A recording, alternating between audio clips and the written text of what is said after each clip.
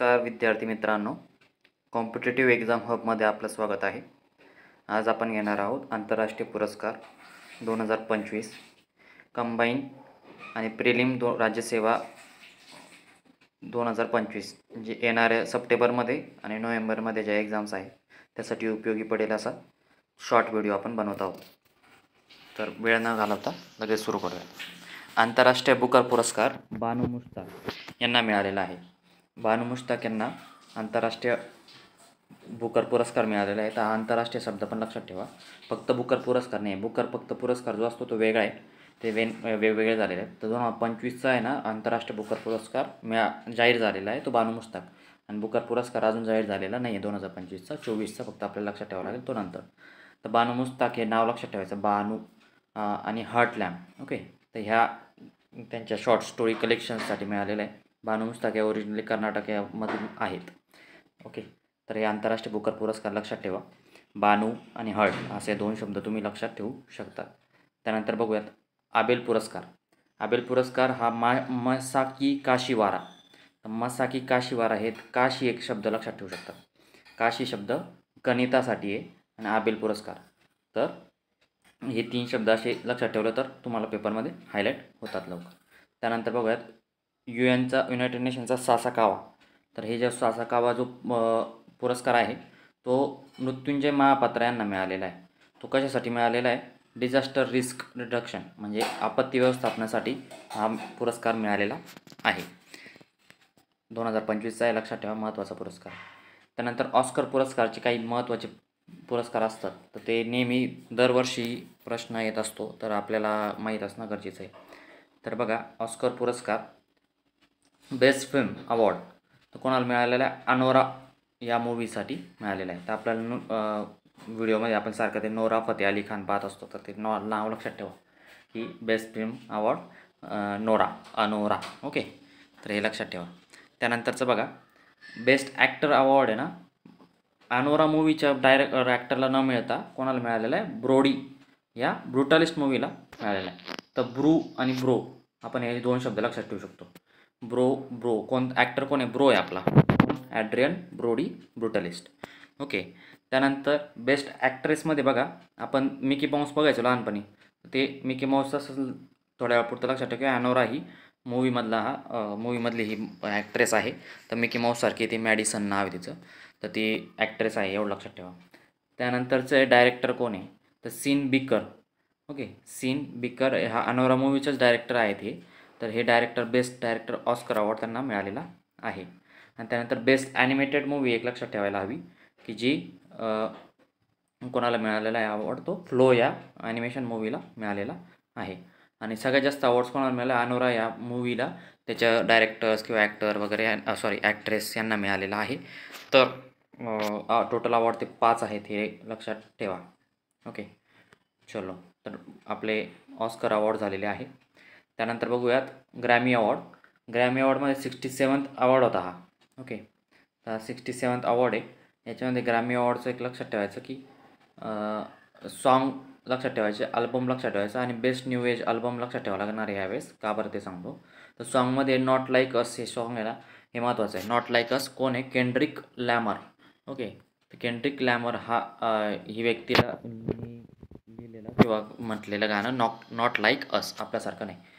ठीक आहे, तर सॉन्ग कळाला. अल्बममध्ये काऊबॉय कार्टर, तर बियॉन्स ही लेडी आहे, तर या लेडीने काऊबॉय कार्टर लिहिलेला आहे. तर काऊबॉय कार्टर, तर काऊबॉय कार्टर असे शब्द आपल्या ओळखीचे लक्षात राहू शकतात, पण अल्बम हे लक्षात ठेवा फक्त. ठीक आहे. त्यानंतर बेस्ट न्यू एज अल्बम जो आहे ना, तो लक्षात ठेवायचा आपल्याला. का? कारण की तो इंडियन नाव आहे. ते त्रिवेणी जे नाव आहे ते कोणाचं आहे? बस ते अल्बमचं नाव आहे. ओके, आणि कोणी केलेला आहे हा अल्बम? चंद्रिका टंडन यांनी केलेला आहे. त्यानंतर वर्ल्ड फूड प्राईज अवॉर्ड. तर वर्ल्ड फूड प्राईज अवॉर्ड हा लक्षात ठेवायचा आहे आपल्याला. तर बघा, वर्ल्ड फूड प्राईज अवॉर्ड कोण आहे? मारियांगेला हंगारिया. ओके, तर हंगर आपण लक्षात ठेवतो, माहीत असतं आपल्याला हंगर आणि फूड. हंगर कोण भागवतं? फूड भागवतं. तर हे एक क्लिक लक्षात ठेवा. आणि ब्राझील या देशाच्या महिला आहेत त्या, हे पण लक्षात ठेवा, याच्यावर पण प्रश्न बनवू शकतो. ओके, त्यानंतर प्रिझकर अवॉर्ड म्हणून एक आहे आर्किटेक्ट या सर्व आर्किटेक्टमधील सर्वोच्च पुरस्कार हा दिला जातो आर्किटेक्चरमधला. तर तो लिऊ जियांगकुन. तर लिऊ जियांगकुन हे लक्षात ठेवा, जियांगकुन. ओके. आणि कोणत्या देशाचे आहेत ते लिऊ जियांगकुन? तर ते चायना देशाचे आहेत. तर याच्यामध्ये लक्षात कसं ठेवायचं, आर्किटेक्ट जिया आर्किटेक्ट आहे आपल्याकडची, असं एक काहीतरी लक्षात ठेवा. चायनाचे आर्किटेक्ट आहे जिया. ठीक आहे. त्यानंतर बघा 55वा IFF अवॉर्ड काय म्हणतात, फिल्मफेअर अवॉर्ड आहे हा इंडियन. तर त्याच्या 2024चा आहे हा, 2025चा नसून 2024चा, पण दिलेला आत्ता आहे 2025. तर म्हणून हा लक्षात ठेवणं गरजेचं आहे. तर बघा तो कोणता गोल्डन पिकॉक अवॉर्ड आहे. तर ते अवॉर्ड कोणाला मिळालेलं आहे? टॉक्सिक या मूवीला मिळाला आहे. टॉक्सिक या मूवीला गोल्डन पिकॉक अवॉर्ड मिळालेला आहे. आणि हा 55वा IFF अवॉर्ड आहे, इफी अवॉर्ड आहे. तर हे लक्षात ठेवणं गरजेचं आहे, 2 आकडे. त्यानंतर Collar of the National Award of the Southern Cross. तर हे सदर्न क्रॉस लक्षात ठेवा, सदर्न. आणि तो ब्राझील देशाचा पुरस्कार आहे. कोणाला मिळालेला आहे? PM नरेंद्र मोदी यांना मिळालेला आहे. त्यानंतर बघा 2024चा बुकर प्राईज. आता मी म्हटलं तो मागं इंटरनॅशनल बुकर प्राईज असतो, पण हा जो आहे तो फक्त बुकर प्राईज आहे. तर ते आपल्याला ते बाकीचं माहीत नाही, त्यांचं काय वाद असतील वगैरे, पण 2 अवॉर्ड हे सेपरेट झालेले आहेत. तर बुकर प्राईज हा UKच्या ह्याच्यामध्ये दिला जातो. आणि विषय असा आहे की हा 2024चा आपल्याला लक्षात ठेवावा लागणार आहे, कारण की हा जुना जरी असला पण आत्ताचा आलेला आहे, म्हणून बुकर प्राईज हे माहीत असणं गरजेचं आहे. इंटरनॅशनल बुकर प्राईज वेगळा आणि बुकर प्राईज वेगळा. तर तो कोणाला मिळालेला आहे? Samantha Harvey. आणि ही ऑर्बिटल हा त्यांच्या बुकसाठी मिळालेला आहे. तर ते लिटररी फिक्शन ह्या करतात, लिटररी फिक्शन लिहिणारे ते समंथा हार्वे आहेत. तर त्यांना बुकर प्राईज आहे, फक्त बुकर प्राईज, एवढं लक्षात ठेवा. नेल्सन मंडेला पुरस्कार मिळालेला आहे 2025चा. तो केनेडी ओडेडे ह्या व्यक्तीला मिळालेला आहे. त्यानंतर बॅलन डिओर मेन या अवॉर्ड कोणाला मिळाला? रोड्री हा स्पॅनिश आहे प्लेयर. तर बॅलन डी ऑर. तर हा मेन पुरस्कार लिहिलेला आपण, मेनसाठीचा मेल पुरस्कारसाठी रोड्री. ओके. रुद्र वगैरे असा शब्द लक्षात ठेवून, तर तो रोड्री किंवा रुद्र असं आपण लक्षात ठेवा. आपल्याला लक्षात ठेवणं मला गरजेचं आहे, बाकी आपल्याला काही घेणं नाही. ठीक आहे. त्यानंतर बघा नोबेल पुरस्कार आहे. नोबेल पुरस्कार महत्त्वाचे, दरवर्षी एक तरी येतो नोबेल पुरस्कार, किंवा कोणाला मिळाला, कोणत्या क्षेत्रासाठी मिळाला, कोणत्या देशाचे होते, या टाईपचे काही क्वेश्चन असू शकतात. तर आपल्याला महत्त्वाचं फक्त जे हायलाइटेड पॉईंट वाटत आहेत ते आपण बघणार आहोत. केमिस्ट्री या क्षेत्रासाठी डेव्हिड बेकर आणि डेमिस हसाबिस. ओके. तर हे जे आहे ना डेव्हिड बेकर आणि जम्पर पण आहे. Okay, John jumper. तर ठीक आहे. डेव्हिड बेकर जे आहेत तर कम्प्युटेशनल प्रोटीन डिझाईनसाठी मिळालेलं आहे. Computational protein design. ते केमिस्ट्रीसाठी आपण काही तर समजा बेकिंग पावडर घेतली किंवा बेकर घेतला, तर त्याच्यामध्ये केमिकल्स वापरतो आपण असं समजा. आणि ते बेकर हा शब्द आपल्याला लक्षात राहील, केमिस्ट्री रिलेटेड आहे. पण त्यांनी काम काय केलं आहे? प्रोटीनच्या रिलेटेड आहे. ओके. तर कम्प्युटेशनल प्रोटीन डिझाईन बनवणारे डेव्हिड बेकर आहे. ओके. आणि त्यानंतर डेमिस हसाबिस आणि जम्पर जे आहेत ना, त्यांनी कोणत्या क्षेत्रात केलं? Protein structure and prediction. Protein structure म्हणजे प्रोटीन रिलेटेडच केलेलं आहे, पण त्यांनी स्ट्रक्चर प्रिडिक्शन केलेलं आहे त्याचं. तर कोण आहे ते? जॉन लक्षात ठेवा, की जम्पर लक्षात ठेवा, आणि हसाबिस लक्षात ठेवा. हसणारा जॉन, असं काही प्रकारे ट्रिक करून लक्षात ठेवू शकतात. त्यानंतर बघा मेडिसिनमध्ये कोण आहे? व्हिक्टर. ओके. तर हे व्हिक्टर लक्षात ठेवा. आणि गॅरी. ओके. तर व्हिक्टर अम्ब्रोस आणि गॅरी रूकुन. तर हे मायक्रो RNA या गोष्टीमध्ये त्यांनी रिसर्च केलेला आहे. तर मग मेडिसिनचं फक्त एवढं लक्षात ठेवायचं, व्हिक्टर आणि गॅरी. तर VGGV असं काहीतरी लक्षात ठेवू शकतात. तर मायक्रो RNAसाठी एवढं फक्त लक्षात ठेवणं गरजेचं आहे मेडिसिनसाठी. ओके. त्यानंतर बघा फिजिक्ससाठी जॉन हॉपफिल्ड आणि जॉफ्री हिंटन. तर हॉपफिल्ड आणि हिंटन हे 2 नावं लक्षात ठेवायचे आपल्याला, हॉपफिल्ड आणि हिंटन. ओके. तर त्यांनी काय काम केलेलं आहे? Machine learning with artificial neural network. Okay. ANN साठी त्यांनी काम केलेलं आहे. आर्टिफिशियल न्यूरल नेटवर्क हे बायोलॉजिकल न्यूरल नेटवर्कसारखंच काम करणारे कॉम्प्लेक्स जे स्ट्रक्चर असतात बायोलॉजिकल न्यूरल नेटवर्क, तर त्याच्या सिमिलरली त्याच्या सिमिलर कॉम्प्लेक्स स्ट्रक्चर हे आर्टिफिशियल न्यूरल नेटवर्क कसं काम करतात हे मशीन लर्निंगच्या हेल्प घेऊन त्यांनी त्याच्यावर काम केलेलं आहे.